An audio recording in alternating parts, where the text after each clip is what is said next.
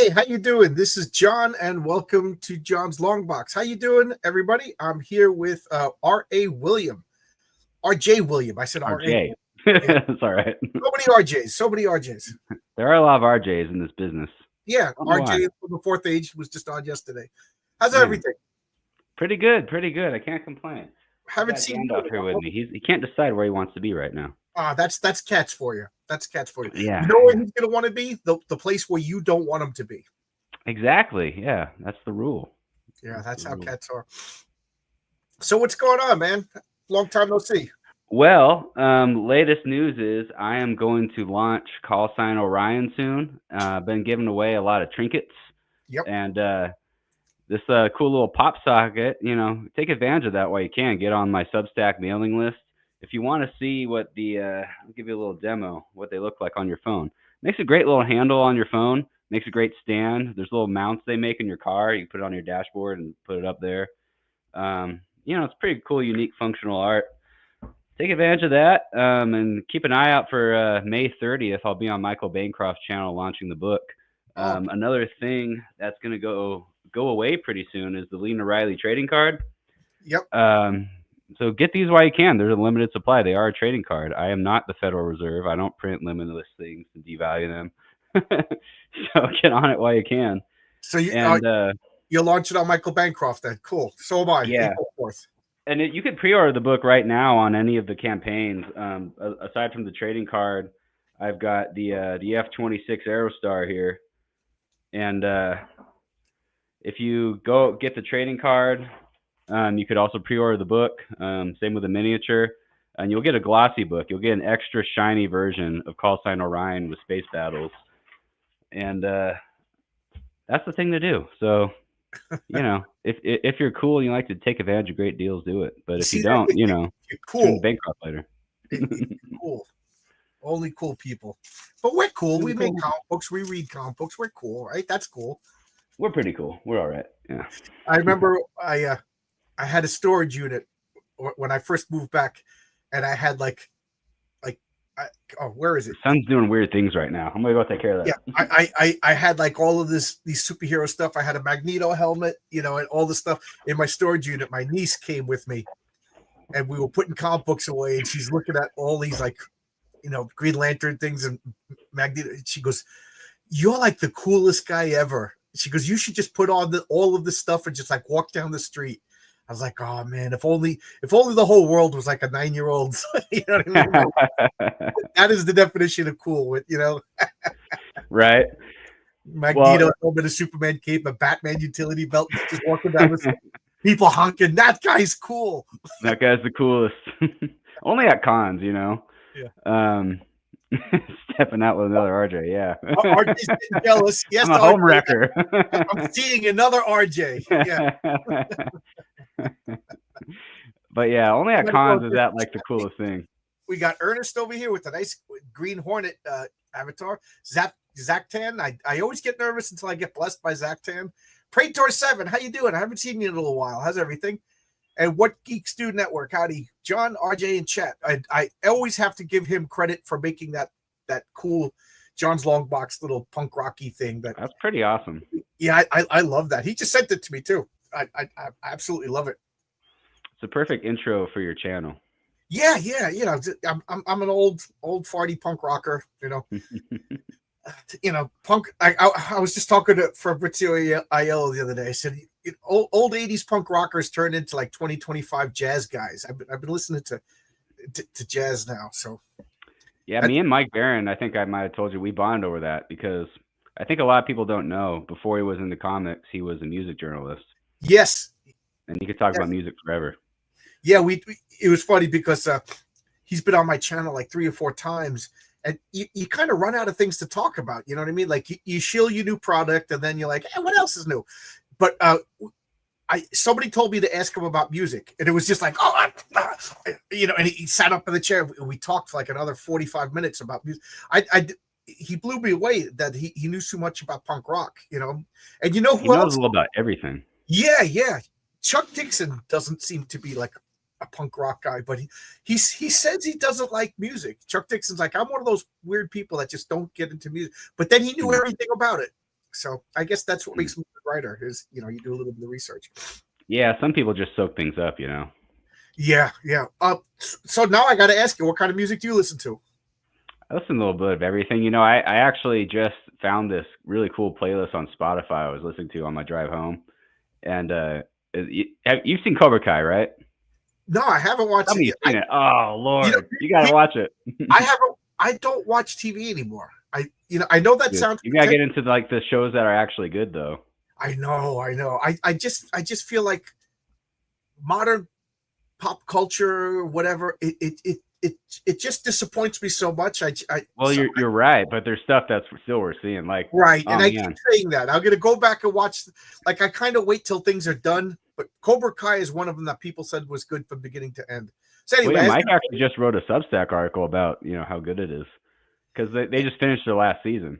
They had a really good and they had a great conclusion. A lot of shows that are good don't have good conclusions. right, like I'm still angry over Game of Thrones.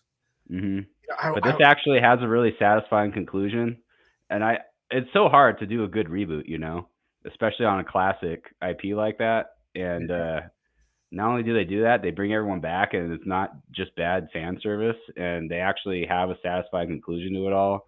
It's really the exception to the rule of like reboots. So yeah, so it's not a reboot; it's a sequel technically. right. Everybody's asking me, "Are you watching Daredevil?" I'm like, "No, I'm not gonna watch it. I'm not gonna watch it till it's done." And then everybody tells me that I'm so tired of watching 7 hours into a show, and then I get lectured on transgenderism or something like that. Yeah, Mm, no. yeah. What I've So seen so far of Daredevil isn't bad. I don't even pay for Disney Plus. Sorry, that's for I'm just picking yeah. stuff. Yeah, I don't even pay for Disney Plus. But I saw the first 3 episodes on the Friends account, and it wasn't bad. A lot of stuff they say is awful. Like it's not that bad. Well, But there's a lot of trash. Like I agree, most of it's trash. yeah, like I'm done with Star Wars, Star Trek. Yeah, they ruined it. Yeah, That's the thing. Like I think certain YouTube channels became popular with the rise of the terrible stuff. They're ruining franchises left and right. But a lot of I'm not saying everything's back, but there's some stuff that's not as bad as they say, and there's other I stuff that's really good. I think there was a culture shift, but a lot of these TV shows take like 2 years to make, so it's gonna, Hmm it Yeah. it's there's gonna be a little bit of lag time. But so like I I don't hate watch anything. Like there's just so much stuff. I got so many comics, even comics that I haven't read. So I just cut things out. Like Star Wars, the second of the sequels just disappointed me so much. I was like, I'm done.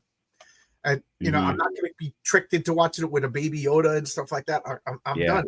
Like I'll never forgive that they wasted Han Solo, Carrie Fisher, and Luke Skywalker. Like, Yeah. It was really terrible. and she died, and Harrison Ford is pretty old, and Mark Hamill is out of his mind. So it's like, Hmm they ruined their only chance. Star Trek isn't Star Trek anymore. So I got the old stuff. I like it. But you're making a science fiction comic, right? I am. I am. Transition. I am. It's set 1,000 years in the future. Follows what's basically a Navy SEAL team. I'm gonna go ahead and share my screen if you don't mind. Oh, And absolutely. I was just going to ask you for your link, but go ahead. You control it. That's even better. yeah, I'm just gonna show off my Substack. Go to share screen. Before you do that, we'll say Zach 10. Yeah, they hijack good shows. Unfortunately, most shows fail quickly now. I would even say like a lot of shows aren't even designed to be good. They just designed to like be trashed or whatever. Like, oh, we they ask for $20 million, they make a $12 million show, and who knows where that other $8 million goes. I feel like the first few seasons of Buffy the Vampire Slayer were good, but went off the rails. Yeah, I like Buffy the Vampire Slayer, but I will say that when it was over, I was a little bit okay. It was time to end. There's a lot to be said for like a show or a comic that goes out on a high note. It knows when to end. But your comic is this is the first issue, right? It's not out. I didn't. Yep, it launches May 30th. Right. So I didn't miss anything yet. Yeah, it'll be on Fund My Comic. Excellent. Fund My Comic. Pete Cimetti, who does Alterna Comics, was on Twitter today saying that he's been trying to get Indiegogo customer service for 2 weeks, and I just said that's why I'm not using Indiegogo anymore. Fortunately I haven't had a problem with Indiegogo, but why risk it? So Fund My Comic, instant customer service. Yeah. Yeah. Yeah, So Luke's there's great. for Fund My Comic. Luke's great. He's also my artist. I'm sorry? Luke's great. He's also my artist. Oh, there you go. There you go. For those of you who don't know what we're talking about, Luke Stone, his artist, is the founder of Fund My Comics. So there you go. You're going to get real good customer service. Yeah. Are you ready to see the trailer? Can you see my screen? Oh, sure. I'll make it even bigger. There we go. There we go. Let's see what.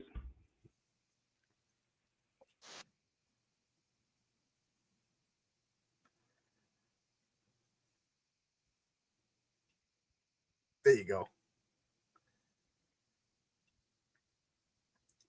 That's Luke's art.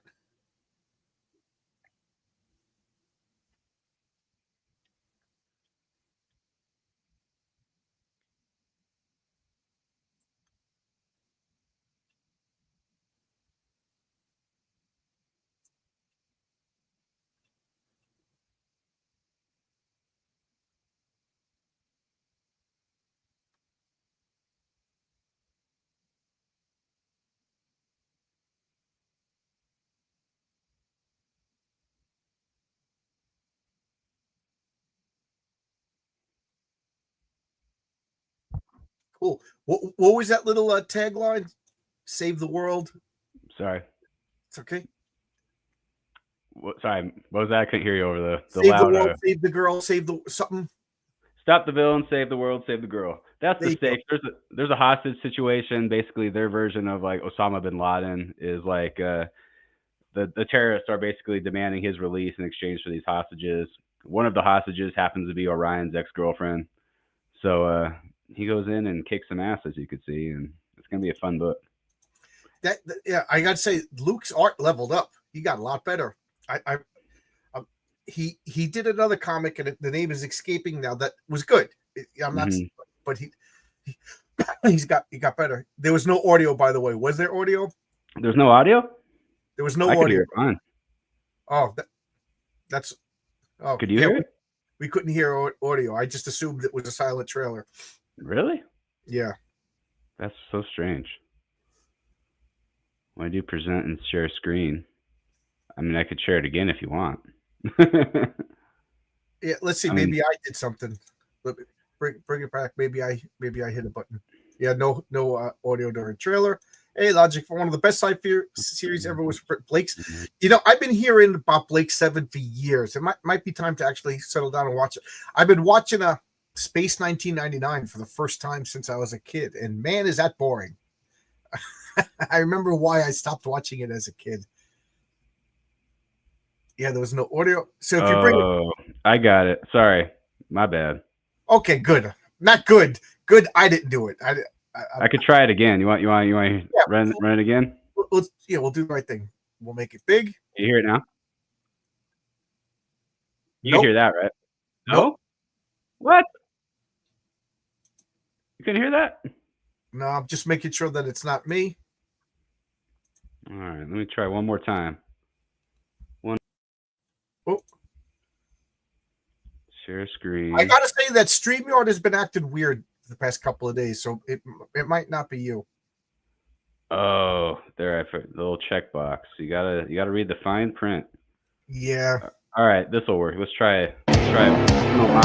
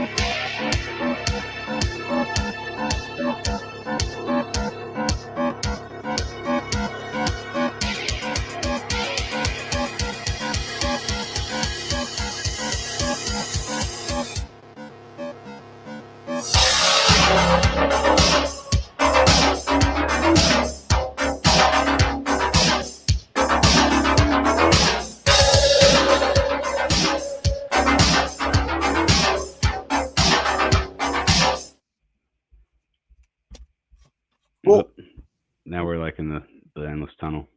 There we go. what a yeah, StreamYard is acting so weird. Yeah, what a difference! What a difference music makes. Yep, Right? music. Yeah, there we go. It's Banger. Blake Seven has no tropes, brilliant writing, amazing casting and direction, simply perfection. Yeah, and I, spoiler for a 50-year-old show. Don't they all die at the end? Like, don't they just kill them all off? Which is pretty pretty pretty brave. In the vast reach of space, someone has to promote earthly beauty. Okay. Are you talking about my trading card or Diana the medic with I don't think anybody's going to argue about either. So it's a classic Dizzy or Carmen, conundrum.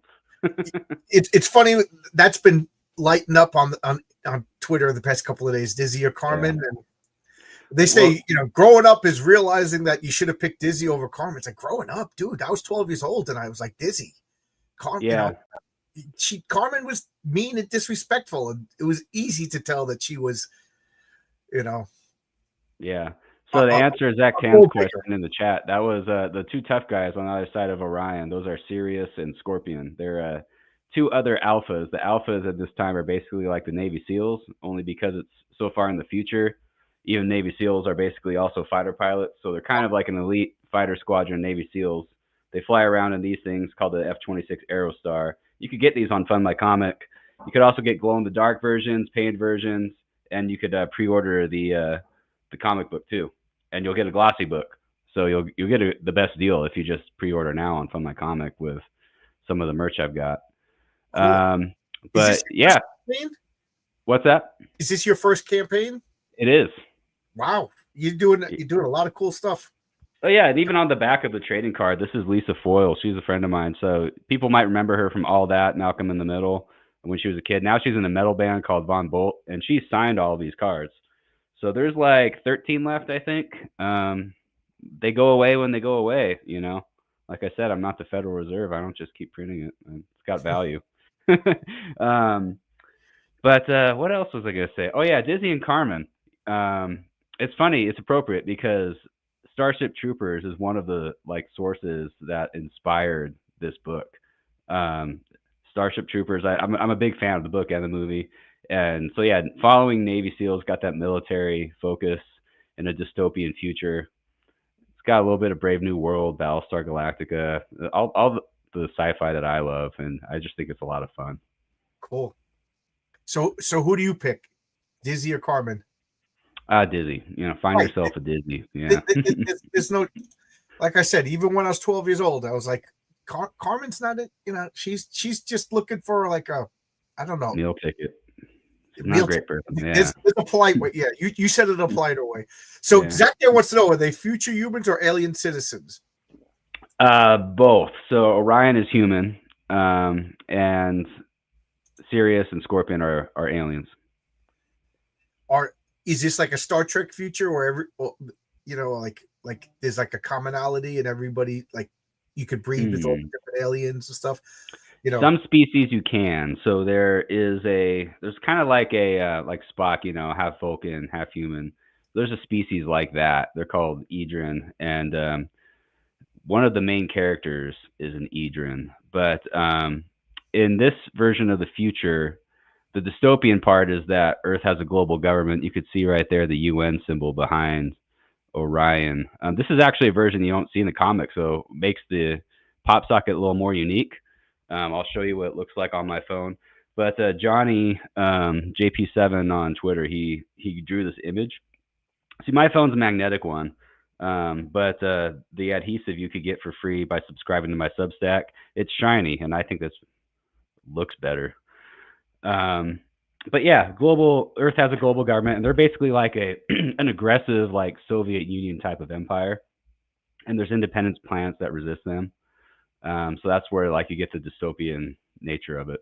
Draws a little bit from Starship Troopers and Battlestar Galactica, or not Battlestar Galactica, Brave New World. But then there's just the Battlestar Galactica style action in it. There is an evil AI intelligent faction, but mostly I just like the dogfights of Battlestar Galactica. Yeah, Yeah. Did you ever read Old Man's War? No. That's Tom Scalzi, I think his name is, or something like that. But it's like 5 books, maybe 5-book series, and it's really easy. It's like reading the comic book. It's kind of fascinating, but there's logical flaws in it that drive me crazy. But it's a fun book. But anyway, you reminded me of that when because one of the things is Earth, and then the military basically colonizes planet. So all the like they ensure that nobody can rebel because only ex-soldiers could colonize. Right? Like the people on Earth are basically kept ignorant of what's truly out there in space. But I don't want to spoil it, but there's some pretty it's pretty cool. Although the author is a real screaming, crazy Trump deranged person. Really? I didn't see the new Battlestar Galactica. I love the original Battlestar Galactica so much. Like when I was a kid, I was like the champion of Battlestar Galactica. Excuse me. Everybody likes Star Wars, and of course I like Star Wars too. But I like Battlestar Galactica, so that became mine. And then when I saw that they were doing a remake of it, I was like, nope. So but I heard it was pretty good. I think I'll watch that too. Is Zach Tan talking about Old Man's War or Call Sign Orion? Because I could tell you how it would work in Call Sign Orion. Call Sign Orion, by the way, I've written other stories in the same universe. I call it the Diaspora universe, but Call Sign Orion is the comic series I'm doing in that universe. Interesting. I can imagine a lot of the dissident Earthlings being the colonists, leaving the Earth to be dominated by the conformists. Interesting. In the Diaspora universe where Call Sign Orion takes place, I could tell you how that would work. People just he's asking about Europe because okay. Yeah, you have to be military to leave the Earth. Yeah, that's the same premise here. It's sort of like Brave New World in that way. People aren't even created naturally anymore, but they're kept happy on the equivalent of like Soma drugs. Yeah. What woman in Brave New World keeps? There was too much alcohol in his prenate or something like that. That was the way she described that one guy that was just a little too short. Oh well, they also did a lot of engineering too. Right. Yeah. And but they there was had one like the guy whole that was social like hierarchy different based than on. everybody else, and he became like the weirdo. Yeah. You got any links? Do you got any links? Yeah, in the private chat, there's links. They should all be there. Can you see them? Nothing in the private chat yet. Let me see them. All right. I want to throw them out. I'm sorry. Yeah, throw them in private chat, and we'll give you guys all the links. Well, at the very least, it's at Fund My Comic. It's pretty easy to navigate Fund My Comic. That's where you can also find my comic, Heroic Tales, issue 2, which will be launching April 4th. I'm filibustering while he finds his links. I'm pretty good at that. There we go. So for the mailing list, you get that pop socket just for being on the mailing list. Reply to any of my posts or just DM me with a mailing address, and I will send you a pop socket. Do you have the link to the Fund My Comic? Yeah, I'm sending those now. Okay. This is the Substack. So the next one I send is the trading card. That also allows you to pre-order the book. And that is signed by the legendary Lisa Foyles. Check her out on Instagram. She's more busy there. But yeah, Lena Riley is like the April O'Neil type news reporter character. There's always a news reporter character. You gotta have them. I have Regina Lopez. She's my news reporter with a bit of a problem. If anybody read my comic, yes, I did. Yeah, she's the stalker. And I know this is gonna shock you, John, but the trading card with the pretty lady is a lot more popular than the 3D printed miniature. But I like spaceships, so that was more for me than anyone else. And I do my best, but this is painted. If you're into like World of Warcraft, or sorry, no, Warhammer 40K, you can get a painted version. I also have glow in the dark versions. I got a 3D printed. Some people like to paint their own stuff, I'm going to attempt to paint this. I might do a live stream one of these days when I don't have a guest, but this is my 3D patriarch resin printed, So maybe I'll paint him and then I'll get a spaceship and I'll have him fly around the spaceship. I'll make like a real small one and put him on the spaceship. Yeah. I dropped the miniature in the private chat too. Sure. The F-26 Aerostar. Well, what did I just do? I'm hitting the wrong buttons again. Painted version. So is this a mini series? Is this a long series? Yeah, it's a mini series. I think I'm gonna do like 3 to 5. Okay. Oh, Oscar wants to know. My buddy Oscar. I was talking to Oscar today about an idea that I had for a comic. Oscar is invaluable. How Substack work? Is this just a block or could make money there? You can make money there. You could like monetize. So like you have the option if you start your own Substack, you could put some of your posts behind a paywall. I only have one post behind a paywall. It's actually an exclusive web comic that I'll be doing after Call Sign Orion launches. But right now, there's a teaser of it, episode 0, that eventually I'm going to put on Global Comics after Call Sign Orion launches. But I think with the free subscription, like 7-day free subscription, you could get behind the paywall and see the comic if you subscribe. So there's exclusive content. It pays to be a winner by being on the Substack, getting free stuff. Yeah, I have a Substack too. I neglect it, but like anything else, if you're famous and popular enough, people will pay to have access to you. To answer your question, Prater 7, the book will be launching by itself on its own campaign on Fun My Comics, so you don't have to get the card or the miniature, but you can pre-order the book now. You'll get a good deal because you'll get a higher quality print, and I'm trying to cut in deals for people who get in early. So okay, that's cool. So,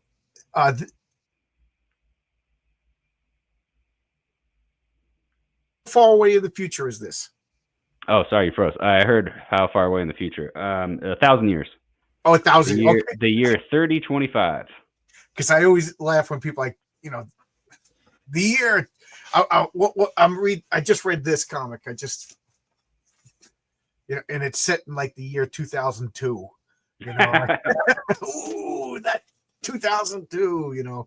When we're gonna have interdimensional travel and stuff like that. Well, it's funny, like where we just barely have the post office delivering mail on time. Right.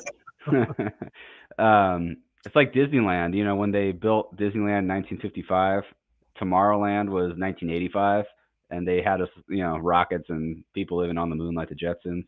Yep.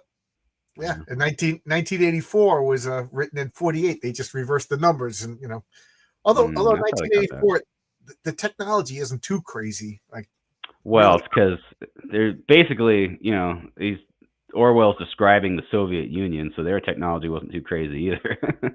People are starving, and it's just regression. Yeah. So that we brought up the Brave New World in 1984. I don't know if I remember talking about this with somebody. Maybe it was you last time you were on. Forgive me, but I remember in college, the college days, sitting in the dorm room drinking a beer and smoking things we shouldn't have been smoking, and then we turned into amateur philosophers. And one of my favorite topics was like, do you think which is more likely, 1984 or Brave New World? I think Brave New World. That's kind of why I chose it as inspiration. 1984 has happened. It has happened in a different part of the world, but I think we as a society are heading towards more of a Brave New World situation. Thank you, Zach Tan, for subscribing. Yeah, it's funny because I argued till I was red in the face that it was going to be 1984, that we don't want to be oppressed, that we want to be free, and that we're going to fear our government. And now I see, just today I was talking, like I at work, I kind of shut my mouth, but I was listening to a conversation, and even the guys I work with, they crave government intervention and control over everything. I'm like, yes, we want to be governed. Govern me harder, baby. So I have to admit to all my college friends who I haven't spoke to in 30 years that you were right. It's Brave New World is the future. 1984, it's not going to happen. Yeah. Oscar is right. We have both 1984 and Brave New World. I think, yeah, I agree. It's funny. Like, look at all these people. It's getting a little political, but that's kind of the nature of a dystopian comic. You can't not get at least a little bit political.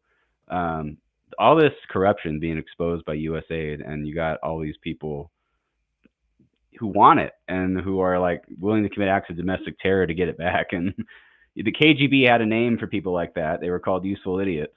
And speaking of 1984 and the Soviet Union, so yeah, there you go. People like it. People are definitely, there are a lot of brainwashed people out there who want to be governed really hard. That's what the guys at work were saying Elon Musk just wants to take away Social Security. And I was biting my tongue, and I was just going to say, why would Elon Musk not want you to have Social Security? What does that have to do with Elon Musk? Right. Why, what does he? Not only am I the richest man in the world, but I don't want you to have, like, where did you hear that? Where is the source? Who told you that? They're just parroting. They'll say anything, they pull the parrot. I just, you don't poop where you eat. But I was biting my tongue, just sitting there eating my lunch, going, "Oh my god." So one of the guys goes like, "Did you vote Democrat?" And I said, "No, I'm not transgender." And everybody, that was about as political as I got at work. Now, what is it about? Like, I had a friend, Joanne, back in college. I don't know why I'm thinking about college, but she was writing a novel about a utopia. And she said, after about 4 or 5 chapters, it turns into a dystopia. She goes, "I've rewritten this novel so many times," because she was inspired by Star Trek. She wanted to write like a perfect future. She goes, "But, it's like this invisible force just turned my book into something that I didn't want." Why can't we make a utopian future? Like, because humans are sinners, John. I'm getting religious too. How about that? That's fine. Say what, I don't think until Jesus returns, we're going to see any sort of decent form of government. Some are just less bad than others. First, yes, Dalton is absolutely right. Thank you for joining, sir. And yeah, regardless of what Elon does, you're not getting it. I got a joke about Social Security. What is it? But you probably won't get it. 1984 is a much bigger public awareness, but to me, Animal Farm is a much better novel. It's yeah. I say that all the time at work, and nobody knows what I'm talking about. I go, some animals are more equal than others, and people just like, "Oh, okay, John's weird." Like, no. I had a coworker, a really, really intelligent guy, really hard. Like, this guy had like something like 25 patents to his name. Just a real out of the box thinker and everything. And he just refused to read anything nonfiction. He said it was a waste of time. A waste of time. Muscular guy, always working out, things like that. But don't get married; it's a trap. One of those guys. And I talked him into reading science fiction. So he was like, "Give me 10 science fiction novels." So 1984, Animal Farm, Fahrenheit 451, Starship Troopers. I can't remember, but it was a list. I said, it's allegories of the future and politics, everything just told in a story. Mm-hmm. Yeah, it makes you think. I think reading fiction's good. It gives you better empathy skills, gives you a better imagination, which isn't good just for daydreaming. It's also good for problem solving. So it's funny. Oscar's in the chat, and today, while I was commuting, I got like an hour and a half commute. So I was just talking about a new character with him, and like the outcome is he turned into a villain. Like, every reimagining of this character, it's like, what? Why is it a guy who's trying to solve all the problems ends up becoming the problem? Yes, we're flawed, I guess, right? Yep, that's how it goes. Right, which is why I want Superman. I don't want, what's his name, the Homelander. Homelander, yes, it's probably more realistic. Could you imagine if the average person had superpowers? Yeah, I think Homelander and the boys are kind of the realistic version of how all that would play out. And I don't want to watch it. Yeah.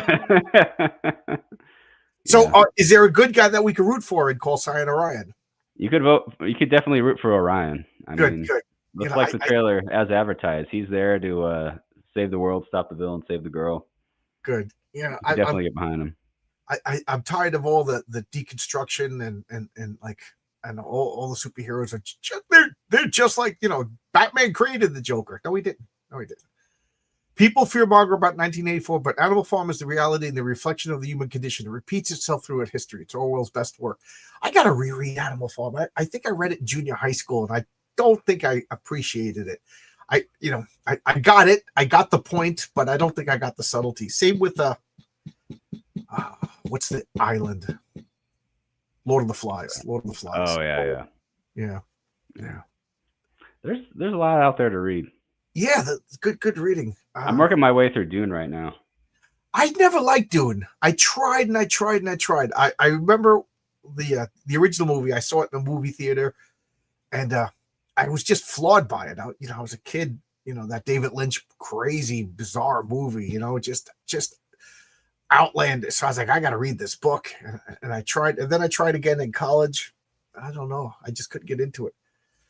I'm enjoying it. I find it's a lot like the movie, and it's not as dry as I've heard people say it is.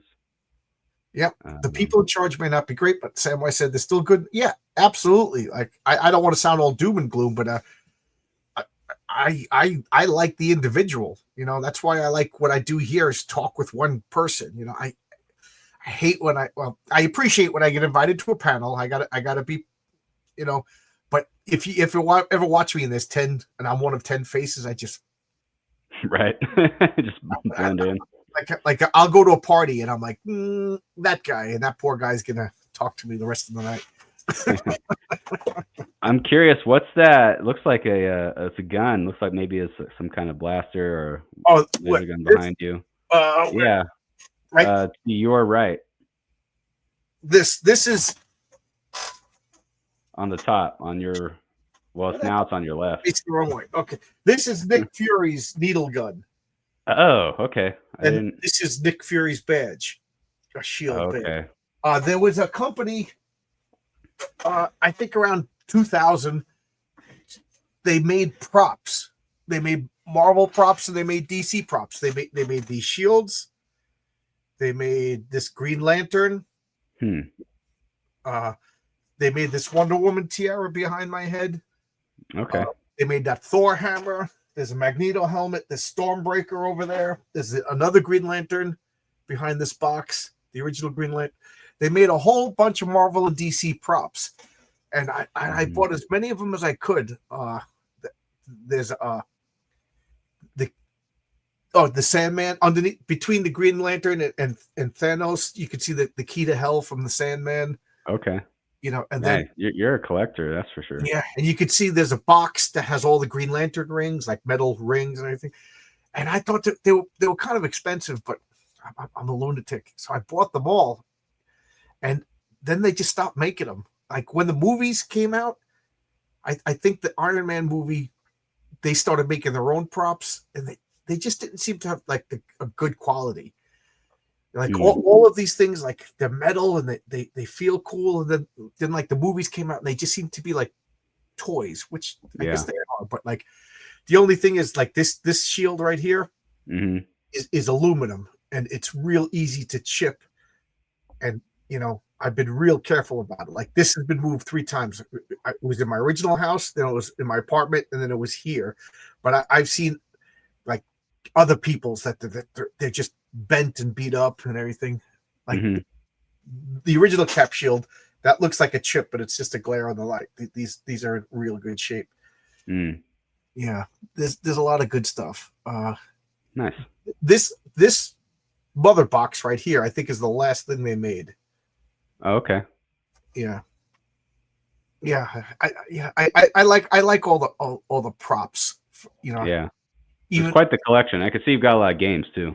Yeah, I'm a board gamer. I really like to play board games, and like I've been doing. I don't know if you ever watch, but I have like a whole playlist called My Hands Solo, and it's just me playing solo. So I got another camera hooked up into my ceiling, so I could play board games by myself and talk. But I would rather play with people. Like the whole point of board games is to play with people. Even though they are making solo only board games, and there's a game called Final Girl that is one of my favorite games, and it's a solo only game. So when I get a lot of time off, I'll set that game up and turn on the camera and talk to people. It's so much fun. But every Monday and Tuesday I have friends over. We play board games. That's why I don't stream on Mondays and Tuesdays. Are you a board gamer? Kind of. I recently got into D&D. Not a real big board gamer though. I think it's a world I could dip more into. A lot of people got into it during the lockdowns. Yeah, I wasn't locked down at the time. I was considered, essential. How offensive is that? Speaking of dystopians, job's essential to me. I remember that when when they first announced COVID, I just remember everybody stood around and looked at each other, and they would say, "Well, everybody should be socially distant, about 6 feet." And I'm not even joking. Within 10 minutes of that, we had a guy at work pointing at everybody, yelling, "You're not socially distant. You're not." I was like, "Dude, that term didn't exist 9 minutes ago, and now you're the enforcer for this." Imagine, Right. oh God! And then they said, "Everybody stay home for 2 weeks." And I got my car and I drove to Pennsylvania and I bought a big box of ammo. I went to my sister's house, stayed overnight, came back with a big, gigantic box of various ammos. I'm not going to tell exactly which. Nobody needs to know. But my wife was crying. What's wrong with you? I said, never in the history of America that I know of did they tell people you can't work. I said, they say 2 weeks, but who knows? This could be months. That was more like 2 years. Right. And I'll never forget, like within 2 years, my wife was like, I don't think you bought enough ammo. Like it totally changed her mind. A lot of people changed. I mean, that was really a dose of dystopia. Yeah, I had to get out. I was living in Queens. I had, like, I tell people I live in the sticks now. My wife woke me up one day. There was a deer on our lawn. There's wild turkey. Sometimes there was a big, I say a hawk, but I don't know what it was, but like some sort of bird of prey eating a squirrel. There's rabbits and stuff. So I was like, the only bad thing is all my neighbors have probably just as much, if not more, ammo than I have. In Queens, I probably could have ruled my city block. but at least there's deer and squirrel and stuff I could get. Yeah. I live in a place where you could get all that, but I'm not afraid of my neighbors. I'm afraid of like people who would like invade the town. In Queens, no joke, I was afraid of the neighbors. Like my wife and Queens, in Queens. I'm talking about, but you don't live there anymore. No, like, and I was never locked down. I had an essential job. Again, I can't believe my job. So I was working on the George Washington Bridge all the time. So I was driving to work. There was nobody on the road. I'm driving on the FDR, through Manhattan, like 110, because even cops didn't want to pull you over. So that was the good part. I'd go to work, nobody on the bridge, so we were able to get a lot of work done and stuff like that. That was so. And then I would come home. My friends wouldn't want to, I'm a board gamer. I would, every Friday night we would play either Dungeons and Dragons or play some board games. My wife would make a big dinner. We'd have like 6 people around my table. No, we're not coming out. We're not coming out until there's a cure. We're not coming out. And I'm like, oh man. And then 1 year turned into I said to my wife, we got to get out of here. Like me and my wife, we live in Queens, so we're walking down to the restaurant. The restaurant's closed. A car, I'll never forget. We're walking to a restaurant. We didn't know the restaurant was closed. And a car pulls up and somebody's like, you got to put a mask on. This is my wife. Like, why do I got to wear a mask? Like, me and my wife don't sit in the living room with a mask on. Like, why can't I walk down the street with my wife? And I was like, we got to get out of here. We got to get out of here. And where I moved now, like, it took 2 months to do that. We looked for a house. We found a house. We moved in within 2 months. Mm-hmm. So 2 months later, we pull into a diner. Nobody has masks on. They're blasting music. Everybody's laughing and joking. I'm like, this is the difference between hillbilly country and the city where all the sophisticados lived. Well, that's how it is where I live, and it's really just different sides of the highway. And you think the virus can't travel because one side's wearing masks, and even if that does work, we're not. And surprise, less people are sick on the non-mask side. Yeah, I remember I was talking to somebody in the street. Me and him were just talking, and I didn't realize, but one of my family members was driving by, and I got disinvited to Christmas because I was me and somebody else. Neither one of us got disnified. I was like, oh. My family member got COVID 3 times. You know what I mean? Yeah. How'd your mask work out? So I was like, I'm out of here. I got to get out of here. I bought myself like a solar generator. Mm-hmm. Keep my refrigerator running, or in the worst that happens. That was expensive, but luckily I haven't used it yet. I moved right before I started this channel. That's why I started this channel, because I didn't know anybody, and I wanted to talk comics. The guys that I used to hang out with back in Queens, they still don't hang out with me because I'm like, I'm never getting this freaking shot. This shot didn't exist 6 months ago. Now you want me to take it, put it in my body? I had COVID. I like when they first said the word COVID, I had COVID like 8 days later, and I was fine. I was fine. Yeah, I didn't feel good. That's it. I didn't feel good. I painted. You see this blue? I painted this blue. This blue has my COVID germs in it. If you ever come down my basement, and I was fine. And everybody went nuts, and everybody went crazy. People stopped being friends. All right. And what pisses me off is my D&D campaign had like 2 more sessions to finish. I'm no joke, like a 5-year campaign. And that's one of the things that made me want to write my comic, is this like now finally be able to tell this story, maybe, finish the story.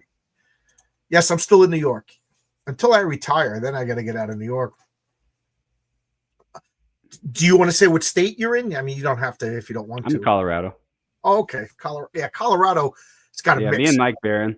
We've been talking a lot about Mike Barron. I don't think I talked about my entire creative team. I mentioned Luke earlier. But yeah, Mike actually edited the script of Call Sign Orion.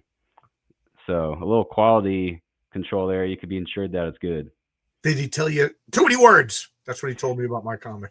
Yeah, on the first draft, the first, what he first said when he read the first draft is it's better than any of the bleep that Marvel and DC are currently publishing. Oh wow, he said the same thing about my comic, and I was like, oh wow, so it's better than the Harley Quinn fartacular, and he just started laughing. But like it had some pacing issues. Yeah, that's a low bar for Marvel and DC, but it had some pacing issues.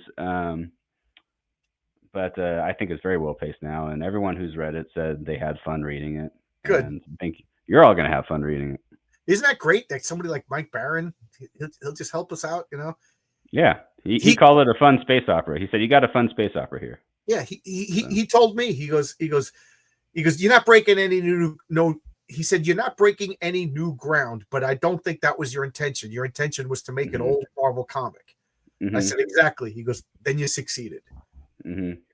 So that was pretty cool. That was pretty cool. And like Mike Barron, I was like, hey, what'd you think of my comic? He goes, give me your phone number. So I give my phone number. I'm on the phone with Mike Barron. What a cool guy. What a cool He's guy. A super cool guy. Eric the Wapo, you're moving the wrong way, sir. You're going the opposite direction of the Exodus. I escaped from California. Yeah. And Colorado's, it's blue, but it's less blue than California. That's for sure. I love Colorado. Colorado is beautiful, man. It's beautiful, yeah. I dated a girl who lived in Cortez while I was in college, and we used to drive to Cortez all the time. Driving to Utah is beautiful. I love that Southwest. It's one of the reasons why I set my comic in Arizona. It's just so beautiful. But like you said, you could go to Colorado, like you're in Boulder, and you got Trump derangement city capital. And then the next town over, it could be as red as red could be. Colorado, exactly. A weird place. Exactly. Same with California, though. My buddy lives down just outside of San Diego, and he says it's as red as red can be. Yeah, I think a lot of people have in their mind this image of like Sacramento hippies, when they think of California. And reality is, when you get like outside of Los Angeles in Southern California, a lot of it's red, especially San Diego County, where you have a lot of military families. So yeah, it's not as blue as people think. It's just that their Republicans will never control it again the way it is. The system is so heavily Democrat. They have, they rule that state with an iron fist. Well, at the risk of sounding like a conspiracy theory, which I totally own up to, I'm the world's biggest conspiracy. They're the funnest things in the world. Do I believe them? No, but they are fun. But I do. California's corrupt. There's no way Newsom didn't get impeached. It's all fixed. Yeah, he ran against Larry Elder for and it seems a little rigged. Yeah, I don't like saying that and sound like a tinfoil hat weirdo. But no, that doesn't seem legit. I visited there during lockdowns, and people in LA County were absolutely furious at the guy. They were calling him Mussolini. Yeah. So he had a statue. He commissioned a statue of himself. That is just like what a douche. That is just such like that's what a guy in your comic book would do. The villain. Yeah. He like Like I have basically a Kim Jong Un ruler of Earth, and like that's exactly what he would do. He'd make everyone have a stupid haircut, just like Kim Jong Un. Like that's Newsom's next move. He's gonna make us all slick our hair back like a bunch of '80s villains. Did you ever read Transmetropolitan by Warren Ellis? Uh-uh. You know, there was it was a political comic. It was, Warren Ellis, super edgy. Back in the '90s, I loved all that stuff. Like I was just getting out of punk rock or whatever. But the main story was two political candidates, and I think he called one one was the Smiler, and one was I can't even think, like the Devil or something like that.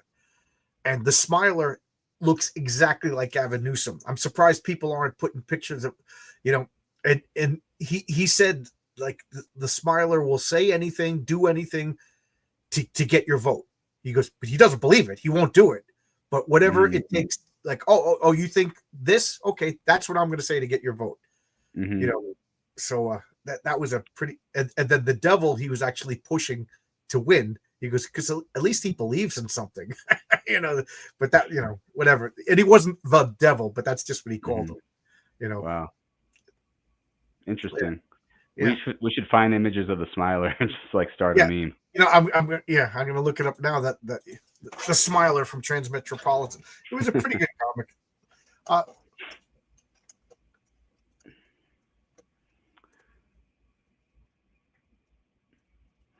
Yeah, so I'm not sure how many people we have watching right now, but it seems like we've had a pretty busy chat. Right now we got 20. 20? Okay, that's not bad at all. Yeah. If for anyone who hasn't seen yet, these are disappearing. These pop sockets you get for being on the mailing list on my Substack, and these Lena Riley trading cards are also starting to disappear on Fund My Comic, signed by Lisa Foyles. You should have her do like a cosplay trailer, or yeah, I should. She's really busy, but I should like ask her. She'll be on the launch stream. Like I think maybe by popular demand she would. That's cool. So this is the Smiler. Yeah, with a different haircut, he could be Newsom. Yeah. Just whatever, just lying through that smile. The Shadow Punk. Now he's working on the cover right now, and then we'll be launching our funding on May 30th. So stay tuned to Fund My Comic on May 30th. It'll be on Michael Bancroft's channel when we launch. And isn't Bancroft just like the coolest? He is the coolest dude. Yeah, he's so positive. He's also a damn good artist. Like, have you read The Lucent? It's a great series. Yeah, I got the two hardcover books. I just think he's like a breath of fresh air. I tend to avoid all the drama and all the fighting, and just like work today, I sat there biting my teeth. I'm so tempted every day. Like I will have like typed thing, and then I just delete. I don't even into this crazy people. Just whatever you say, they take it the wrong way, and then I can't deal with it anymore. Just want to make a comic book. Why everybody fighting over a freaking comic book? Just you don't like it, don't read it, don't talk about it, don't give it. I just think it's the internet. Like I say, like if Comicsgate were an actual physical comic shop, it would be like Waffle House where people just get in fist fights all the time. I don't think so, because they're all a bunch of fat pussies. I don't think they have guts to say it. I mean, that's also very true. They just scream at each other or something. But that kind of behavior, like people obviously don't act that way at real comic shops, Right. It could be really strange to yell about something you hate and yell at people for liking it. Somebody called me a wuss the other day on Twitter, and I was just like, yeah, out of you and me, I'm the one who's gotten to 2 fist fights this year. When was the last time you were in a Yeah. It's also like the same. There's like all these ugly guys, saying like, "I would not smash." Like she's way out of your league, bro. She's mid. This is gonna be really mean. But did you see Bill Burr said Elon Musk is into making robots because he can't talk to hot chicks? I'm like, that guy banged. That is objectively, verifiably false. Yeah. Have you met and have you seen Bill Burr's wife? I wouldn't be bragging about anything. Yeah. So yeah, But yeah, like I like hanging out with real creators like you and the people I stream with. Like, you know, we're not about the drama. We just like to create cool stuff. who else do you stream with? Let's give, Telepathic Bunny, oh, Luke he's Stone, culprit. all the nerd bacon people, you know. Who else to stream at? I've been on Nick Phoenix's show, Oh, yeah, Phoenix Phoenix Press. Press. He's He does, awesome. yeah, screen. Iron Seas, those guys are all fun. Who else have I? I've been on a lot of streams just this past 6 months trying to get the word out, but I'm trying to do it more and more frequently. Yeah, yeah. You I know. used to say it's an unfortunate thing, but I kind of enjoy it now. Like going on other people's shows, talking. You know, Hmm. I hope, since I'm going to be launching in 2 weeks, I hope to start doing the circuit again. This Saturday, I'm going to be on Crenshaw. His show called the content. It's going to be 10:40 Eastern Standard Time Saturday night. Okay. I'm going to start booking on other people's channels again. I'll be on Michael Bancroft. You know, I do like it as long as it's like 101. I get so disappointed when I'm like, yeah, sure, I'll be on your channel, and then I see it's like 6 people, and then we're all fighting for. I Yeah. just clam up. It's hard when you got like more than 5. That's like Luke's preference. Like when you get more than 5 people, it's really hard to get a word in sometimes. Yes, I Friday nights I do a show called It's Clobbering Time, and it's like you said, it's like it's Spider-Man could beat the Thing. No, Spider-Man can't beat Batman. Batman can beat, you know what I mean? And we just do that for an hour, and it's a lot of fun. But Right. I think the most I've ever had was 5 people, but my favorite is 4, just because it fits on this really well. Everybody gets an equal space. Yeah. Plus they hang out in the comic shops. Now is Amazon. Yeah. I what do you think about Todd McFarlane buying whatchamacallit, Diamond Distributors? You hear that rumor? I don't know. I mean, someone's got to buy it. Yeah, I think Shadowpunk might have joined a little late, but this is like the glossy version of the book. This is just like a proof I have. These aren't even like consecutive pages, but like if you just look at this space battle, you can see it's kind of shiny and glossy. Who does the colors? The colors are really good. Patrick Gamma. He works with Luke Stone. That guy's awesome. I largely went with Luke and Patrick as a team because of the colors Patrick did on Chrome Dog. I don't know if you saw that one. Luke drew Chrome Dog. I couldn't think of the name of it. Yeah, Chrome Dog was awesome. But yeah, I think he drew this not long after, well, maybe about a year or so after Chrome Dog, maybe. But I think he just had fun. Like you could tell, like people are saying he stepped up his game. On Chrome Dog, Justin's a good guy. I like Chrome Dog, but Luke got better. He got better. I mean, he even told me like since he drew my stuff, he's drawn hundreds of pages since then for other people. So I think Luke's better now than when he first drew this art. And people are saying, if you see my art, Luke really stepped it up. Well, I think Luke just had fun, and then he keeps getting better as he draws more. Well, it's practice. Yeah. Right. Space is one of the best adjectives. Yeah. I'd like to. I have a space story coming up. You know, I keep saying that, but man, I wish I could clone Renzo, because I just want Renzo to do all my artwork. You know, I have 30 Renzos, but you know, I can get the comic out monthly or something like that. That would be fun. Yeah, Renzo's another guy who's getting real popular and drawing a lot. His work's really good. And for those of you who are watching, I have original Renzo. I bought a page from Renzo, and because he says the Mexico Post System, he paid DHL, so it was like $100 just to ship it to me. So he sent it filled with original art. So I'm going to be putting original artwork pages on the campaign of Renzo. Some of it is not even for Heroic Tales. Mark Polton bought the Coney Waves page already. I got to send it out tomorrow. So do you have any stretch goals? Anything special? I know you got the pop sockets. You got the resin ships, which is I don't know. I love that design of the ship. It's like retro, and yeah, there you go. Yeah, it's kind of like a stealth fighter. Sorry. You know what's funny? Because I even plugged it in the Grok to try and make AI images of like the dogfights and stuff, just to like see what it would look like. And they said like, oh, it's a design inspired by the R-Wing and Star Fox and the Viper at Battlestar Galactica. I'm like, yeah, exactly. Also, like you could tell like there's a stealth fighter like shape to these guys.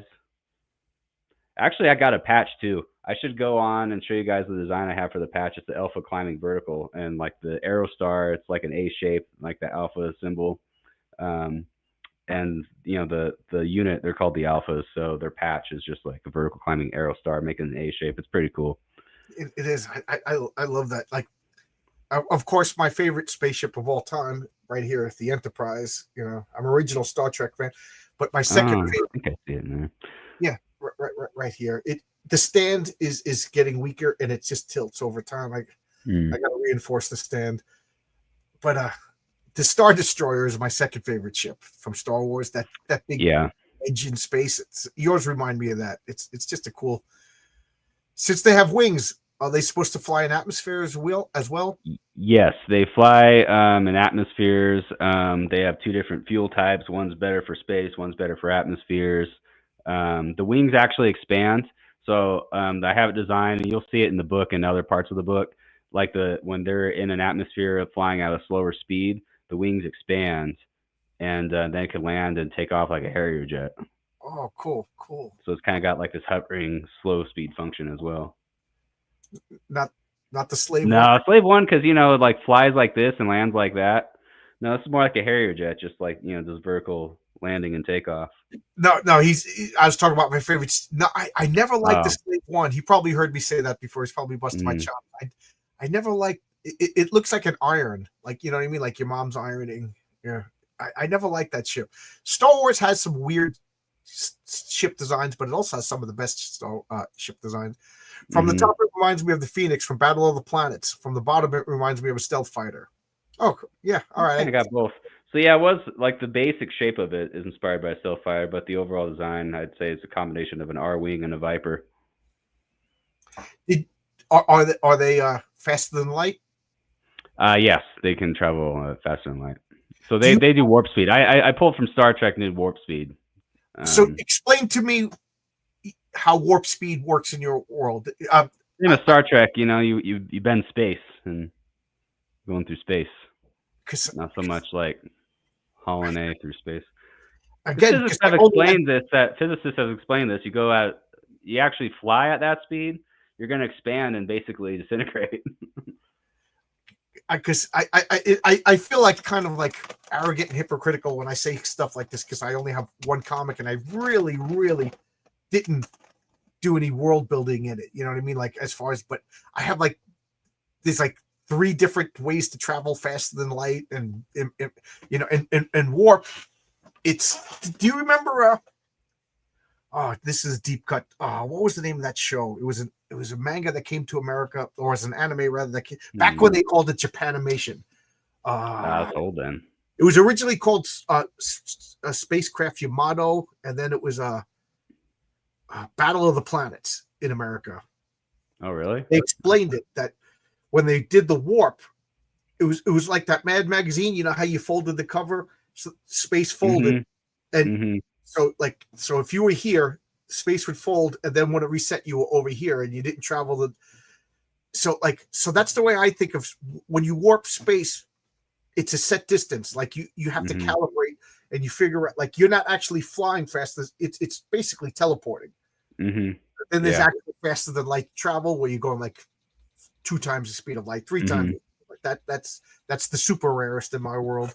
And then there's another technology like hyperspace, where you actually leave the Earth and you go to another dimension where 1 foot is 27 miles and stuff like that. You know what I mean? And then you pop back into Earth. And then there's the 4th super high tech that only one race has mastered it. I have a similar type of travel and dogfighting, and I do incorporate that technology into the dogfighting. So, like you said, like navigating. Star Blazers. That's it. I'm sorry. Star Blazers. It's just a deceleration. Yeah, that's true.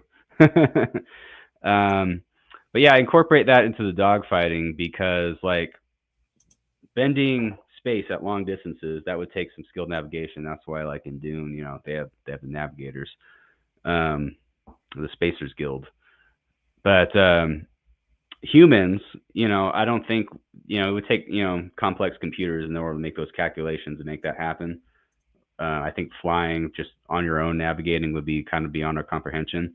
But there's a highly intelligent species that could do that at very short distances and they incorporate that into their dogfighting. So you're flying and they're just teleporting everywhere. It's kind of like fighting Nightcrawler in a dogfight version. Oh, cool! Like the D&D Blink Dog. Yeah, and the thing that Aerostar has going for it, aside from like the best pilots, is that it flies faster than any other starfighter. So they basically, it's kind of the dynamic I came up with in the dogfighting because I want it to be sort of believable. Is that's like the MiG versus the Phantom in Vietnam. Like the MiGs were the better turning ships, but the Phantom had better acceleration, and the go-to defensive maneuver was just to climb vertically and outrun them, and then you could dive down on them. So the Aerostar is fighting in a similar way. They use their speed as their main weapon. We were talking about board gaming before. Have you ever played a game called Star Wars X-Wing? I played Rogue Squadron was the one I played. Oh, it's a tactical miniature game. Oh, you're talking about the board. I'm talking about video games, yeah. No, yeah, I don't play video games, not because I don't like them. It's just because I think I would like them too much, and that would. Yeah, I stopped playing video games a long time ago, but that was one of my favorites, Rogue Squadron, like the Nintendo 64 Rogue Squadron. I'm sure it's coming along more comics. That's good. Yeah, Battleship Yamato was dubbed into English called Star Blazers. Star Blazers was one of the very first Japanese cartoons that I saw, and it was out at exactly 3:00. So I would have to run home to catch it. So I missed it as much as I could. And I've always told myself that I was gonna watch it because it's season 1 is in it one story, and then season 2 is another story. And I never saw season 2. It was like legendary. Like my friends were telling me what happened. I was like, oh my god, the Comet Empire is coming. Rogue Squadron was awesome. Yeah. Yeah. I like the Naboo ships. Yeah, they were cool and sleek. So we've been talking for over an hour, and I babbled and changed the subject and meander. Anything that you didn't get a chance to say? No. For anyone who hasn't seen, just get on the mailing list. Get yourself a free pop socket. Looks like this. That is just for being on the mailing list. Reply to any post. DM me with a mailing address, and I'll send that to you. It looks like this on your phone. Only mine's not quite as shiny as this one, so you'll get the better one. On Fund My Comic, find campaigns for the ships we've been talking about. The F-26 Aerostar. Pre-order the book. You'll get the best deal. You'll get a glossy book. You'll get a higher quality space battle. Who wouldn't want that? Another thing you could find on Fund My Comic is the Lena Riley trading card. My April O'Neil type character, inspired by Lisa Foyles, who has signed the card. Go ahead, check it out. You want to see the trailer again? Yeah, we'll play the trailer again. What is Logic? I'm going to make sure you could actually hear it this time. Sci-fi loves to say bending space, but it's literally empty. You would have to bend reality itself since you are bending something physical. Yeah. It's something to think about. Like when you're bending space, what really are you doing? It really is like we hear it so much, we just accept it, but it really is an absurd concept if you think about it. To bend space. Yeah, there's actually that part is incorporated in Call Sign Orion as well, and it's incorporated in the battle. I don't want to give too much of that part away. Yeah, you don't want to spoil it, but fun. You want to talk about how clever you are. Oh man, and then you think you're so clever, and you write a story, then you find out somebody already did it, and you're like, yeah. I don't want to give that part of the combat away, but you're really going to have fun enjoying that part of how the bending of space works. So here's what we'll do. You'll bring up your trailer, you'll play your trailer, I'll play my trailer, and then we're just going to leave. So sounds good. Let me pull it up here. Call Sign Orion. It looks good. Oh, did I? Yeah, you sent me it, but nothing's showing up in the box. Oh, there it goes. Okay. All right, so I'm going to bring this up.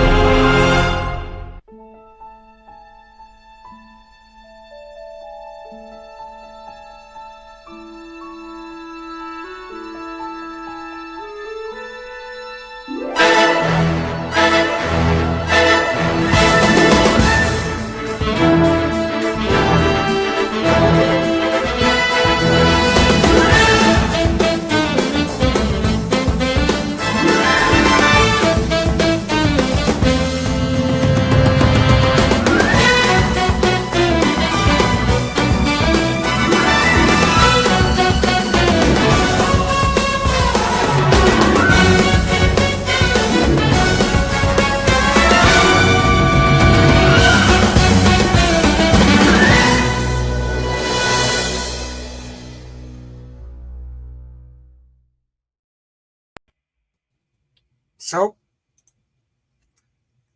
see everybody. All right. Thanks for stopping in. And this looks good. What day are you launching again? May 30th. May 30th. Cool. On Bancroft. So there you go. It'll be on Fund My Comic. Fund My Comic. Yeah. I'm that's gonna be my home from now on. There's nothing else. You know, I'll probably do a Kickstarter also, just because I did okay on Kickstarter. I'm too small. I can't turn away. I already talked to Luke about that. I apologize. And Luke was so professional. He said, "Make that money, John. Make that money." That's So but Indiegogo, I am done with Indiegogo. That is just a difficult thing to use, difficult to work with, and I was not pleased with it. But anyway, see everybody. Thank you. Bye bye.